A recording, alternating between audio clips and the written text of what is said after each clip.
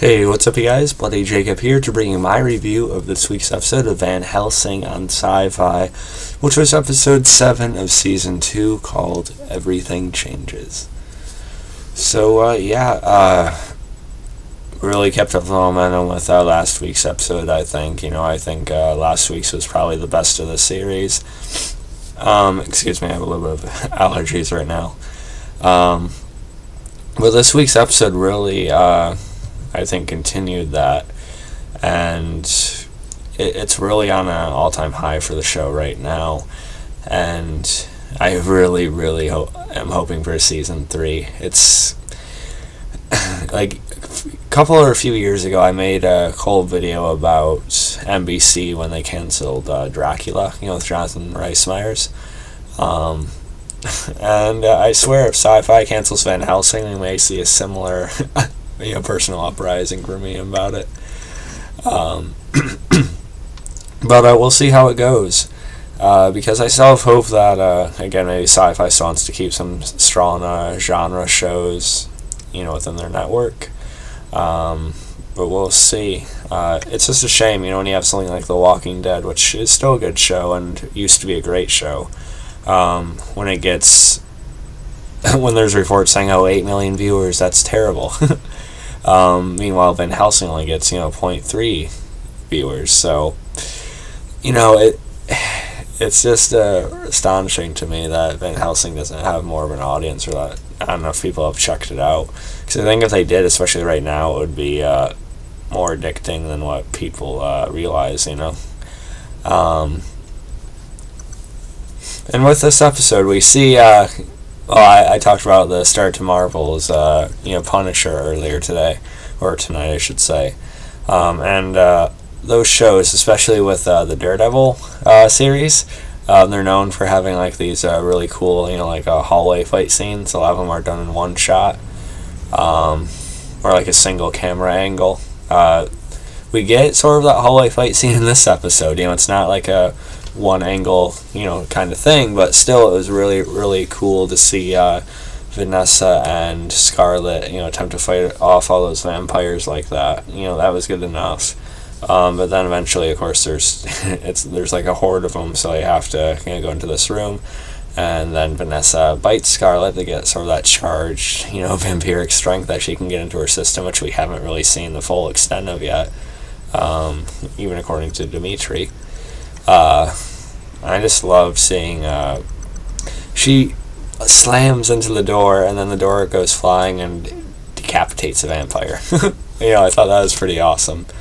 And then Vanessa is just, hacking at them one after the other with her hatchet. I like how the hatchet has sort of become Vanessa's signature weapon.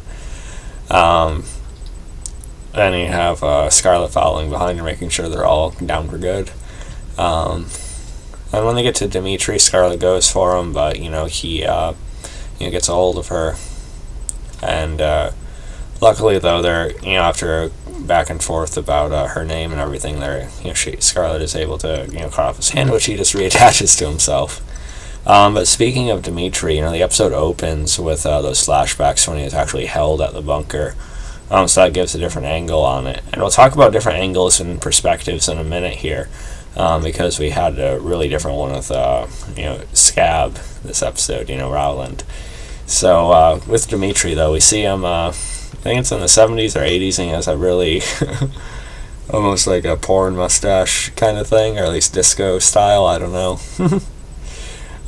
He looked a little ridiculous, I'll admit, but, still seeing him held in the facility, it was pretty good. When he breaks out, you see why he might have such an interest in such intel on the Van Helsing name, and how he already knows so much about Vanessa and Scarlett, And with his reaction to Scarlett, he didn't seem surprised that, she was Vanessa's sister, because, he said so himself, so he already knew. That's pretty good. I figured Dimitri sort of had more of a handle on it, like we had thought, just the way he seems to like to go about things. We talked about Rowland, excuse me. Really awesome guy. Again, thank you, man, for watching all my videos each week. The show is just really, really picking up. I've really liked it since the beginning. So I'm doing all I can to sing in front of a webcam, but it's people like you behind the show that really make it easier to get into it like this and promote it as much as we can. I really liked seeing sort of Scab's perspective when he goes to the sisterhood and tries to sort of negotiate. At first we find out that I think their leader Maya had escaped death, or attempt on her life, from Dimitri some time ago. What I didn't expect though is to have Scab grab that cross and just because she seemed like a pretty powerful type of, or at least a fairly strong vampire type of character with the following she has. So it was a little bit surprising that Scab was able to take her down. Although we haven't seen that much of what Scab can do like one-on-one with someone. So still pretty cool though. I actually wouldn't mind like seeing other scenarios from Scab's perspective. Maybe we get a backstory, right? That'd be good.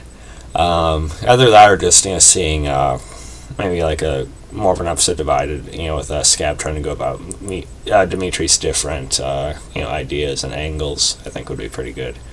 So I enjoyed that sort of different way of it there.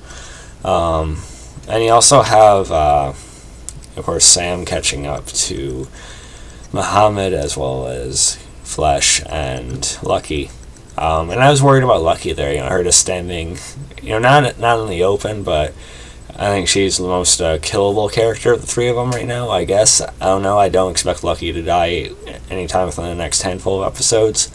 I was definitely worried about her, even though, her and Flesh have shared some affections recently. But Mohamad is carried off. We see him covering Mohamad's mouth as Flesh and Lucky look for him, and you're gonna see how just obsessed and pleased that he is that he found Mohamad.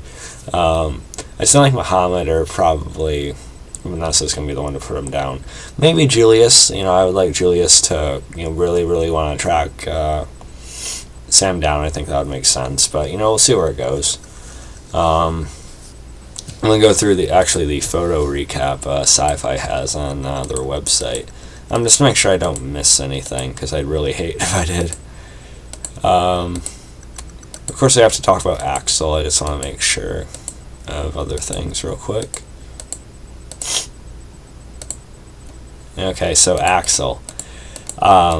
Something people have been waiting for a while, ever since we've seen him at the end of Season 1. Vanessa finally bites him, and it appears like Axel actually dies at first, seemingly. And with that, I was like, okay, no. As they're carrying him off on the body bag, I was like, no. But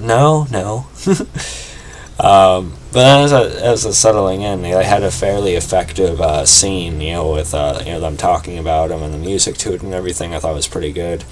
But at the same time, I didn't think they were going to kill off Jonathan's scarf there.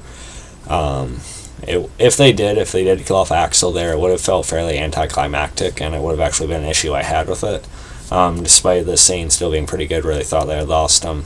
By like Vanessa, hearing his heartbeat in the distance. Even Scarlett hears it as well, although not as quickly as Vanessa does. So they dig him up, and he turns out to actually be alive, and he appears to be able to be in the sunlight as well. And again, I think the only reason why Dylan died was because of something else that was going on with her, the way they experimented with her and everything like that. I think it was a combination of Vanessa and that. Whereas Axel is just, cured or turned by Vanessa, however you want to say it, so he's not having the same sun issue, at least not yet. Although they're all having this linked dream about the Elder, and the Elder's calling out to Vanessa specifically again. He's in the mountain in the painting from the flashbacks.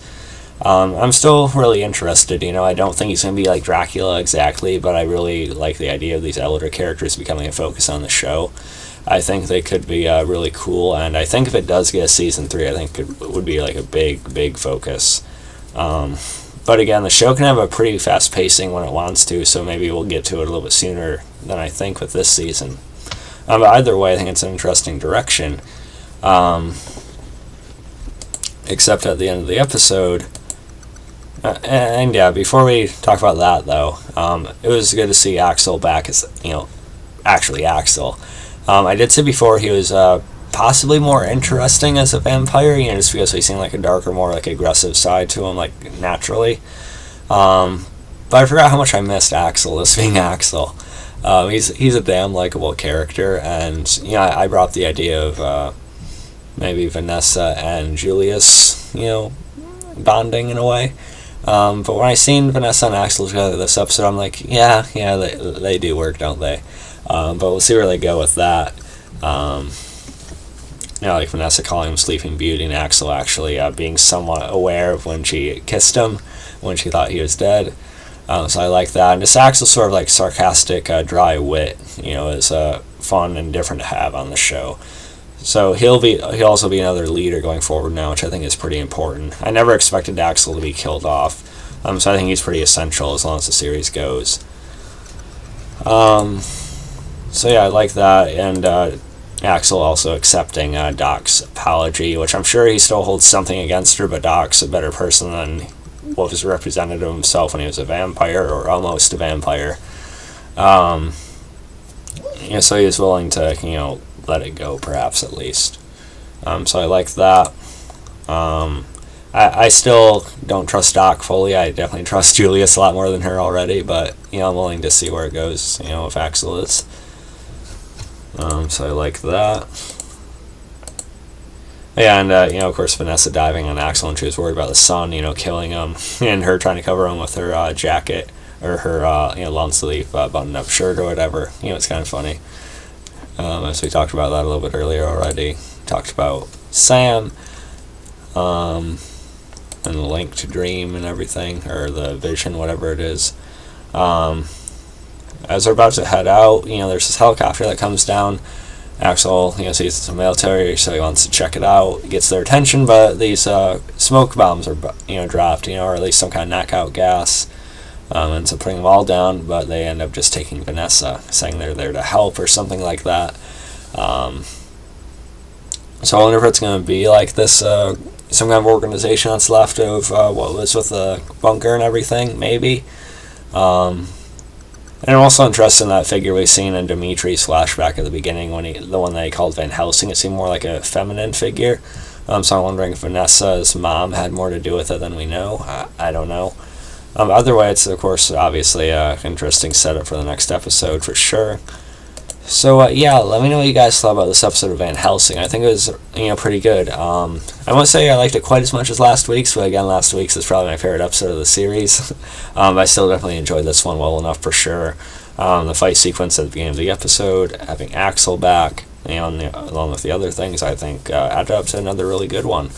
I'm going to give this episode about a 9.3 out of 10. Again, I feel like sometimes I'm too generous with my ratings, and I probably am, honestly, but it's just easy to rate Van Helsing this high, and I'm just going with it, I guess. So follow me on Facebook, Twitter, subscribe. I'll catch you guys next time. Peace.